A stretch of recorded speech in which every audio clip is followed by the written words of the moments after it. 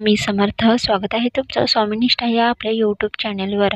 स्वामी कृपेने तुमचा आजचा दिवस शुभ जावो व तुमच्या मनातील सर्व चांगल्या इच्छा पूर्ण होवोत ही स्वामींचरणी प्रार्थना करते आणि आजच्या या व्हिडिओला सुरुवात करते।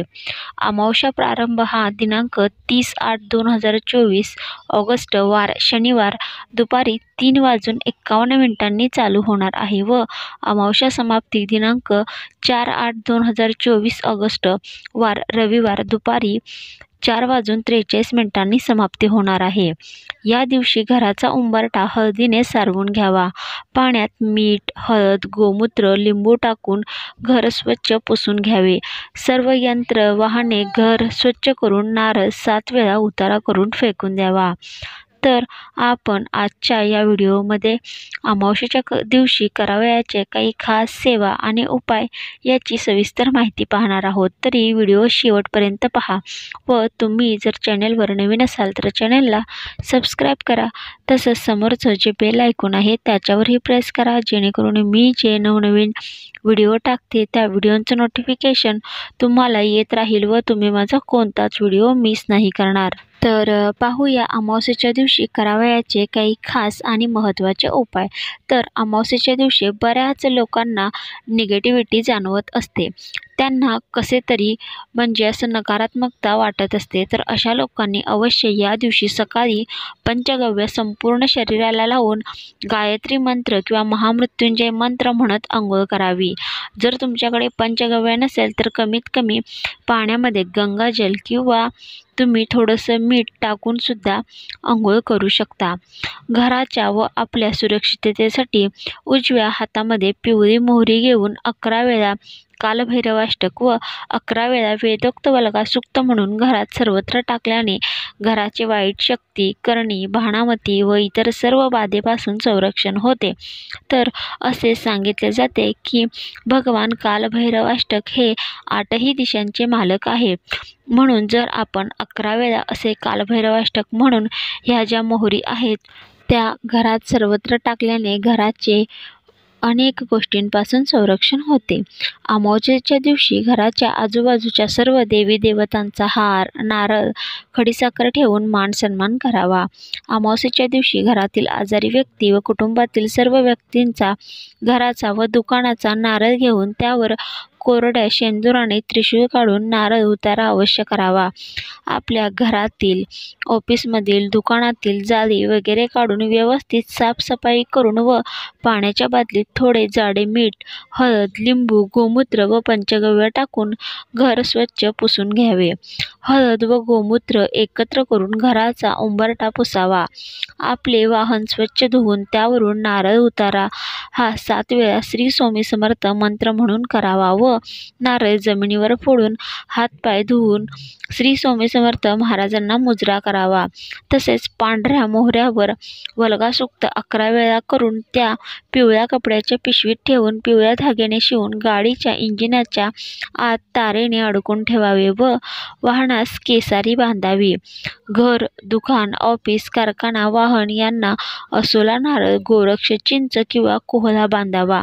अमावस्येला असोला नारळ, कोहळे किंवा गोरक्ष चिंच आणून त्यावर 1 माळ श्री स्वामी समर्थ मंत्र, श्री दत्त महाराजांचा बीज मंत्र 1 माळ, शाबरी मंत्र 1 माळ, नवनाथ मंत्र 11 वेळा, कालभैरवाष्टक 11 वेळा, वल्गा सूक्त 11 वेळा करावे।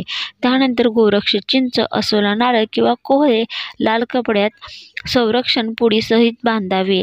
जर अगोदरचे बांधलेले असेल तर ते वाहत्या पाण्यात किंवा कचरा कुंडीत सोडावे। असोला नारळ किंवा कोहळा टांगल्यानंतर कधीकधी खराब होतो किंवा त्यातून पाणी गळते, तेव्हा ते काढून कचऱ्यात टाकून द्यावे। त्यापुढील शनिवारी पुन्हा नवीन कोहळा किंवा असोला नारळ आणून लावावे व नेहमी सूर्यास्त झाल्यानंतरच हा उपाय करावा। तर मित्रांनो, आपणा सर्वांना हे माहीतच आहे की अमावस्या ही तिथी पितरांना समर्पित आहे।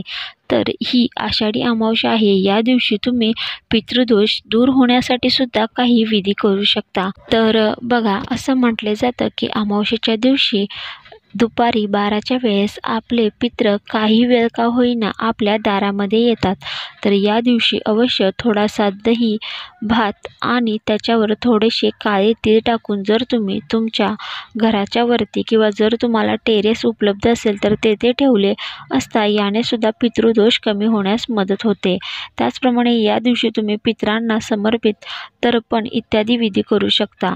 त्याचप्रमाणे या दिवशी तुम्ही दक्षिणेकडे एखादा दिवा लावून पितृस्तुती, पितृसूक्त हे सुद्धा म्हणू शकता.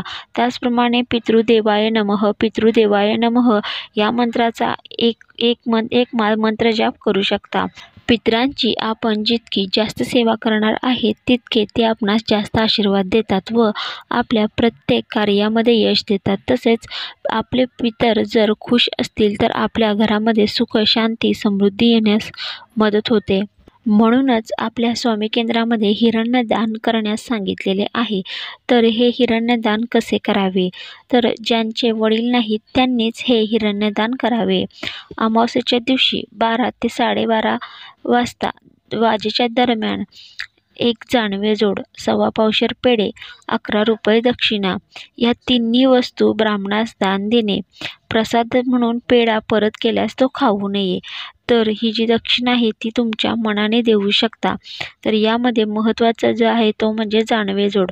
तर 1 जानवे जोड, 1.25 पावशेर पेढे आणि जी काही दक्षिणा आहे इत्यादी जे काही आहे तो तुम्ही एखाद्या ब्राह्मणास दान द्यायचे आहे.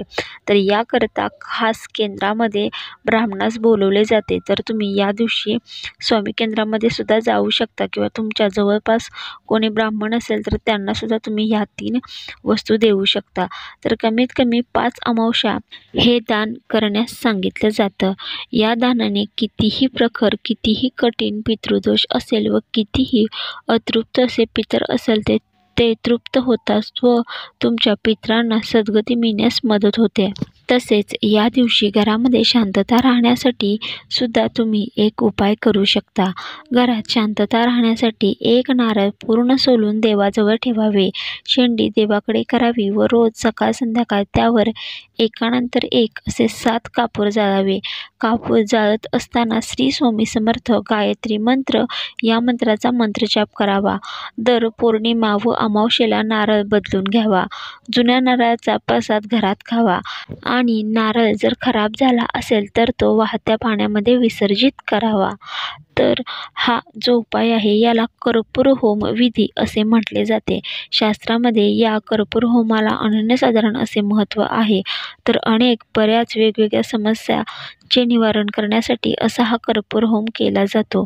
खास करून अमावस्येच्या आणि पौर्णिमेच्या दिवशी कर्पूर होम केल्यामुळे आपल्या कार्यामध्ये यश येते व घरामध्ये सुख, शांती आणि समृद्धी राहते.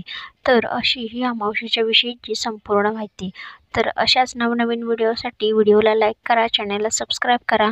तर भेटूया अशाच एका नवीन व्हिडिओसोबत. तोपर्यंत श्री स्वामी समर्थ.